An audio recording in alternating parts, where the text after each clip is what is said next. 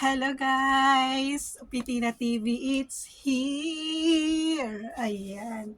Today's my video. May binili akong dalawang nagtitrending to. Kahit sa Pilipinas, alam na to.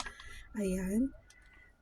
Ayan. Nakita ko siya sa sa 7-Eleven. Kaya binili ko dalawang flavor. Itong isa is yung green, green. Yan. Yan siya.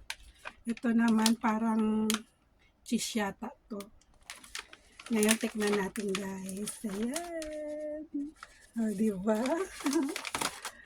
Tikman natin. Unahin natin tong isang to. Ayan. Nakita ko to, nagtitrending talaga to.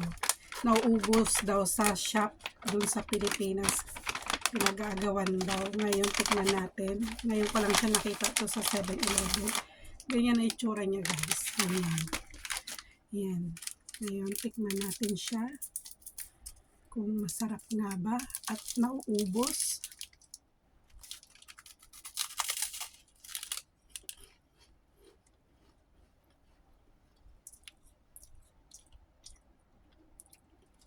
Isa pa.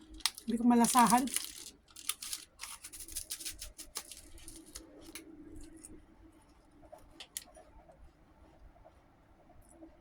Parang lasa siyang creamy guys.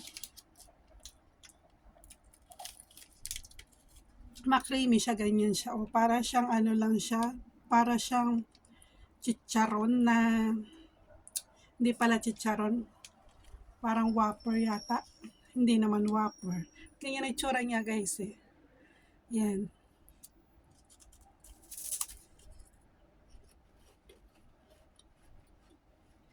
Hindi siya matamis. Tama lang yung lasa niya. Okay, masarap. Ito naman, try natin to.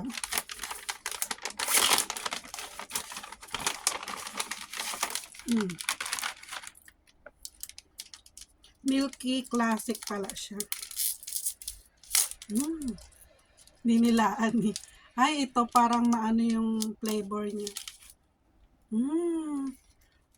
Watermelon, parang amoy. Pero ano kaya, ano to eh.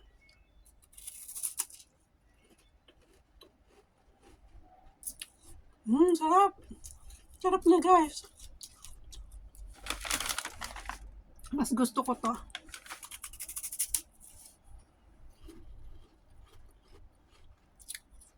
Yun lang guys. Bye-bye. Sarap niya talaga. Kaya pala siya pinag-aagawan. Bye-bye.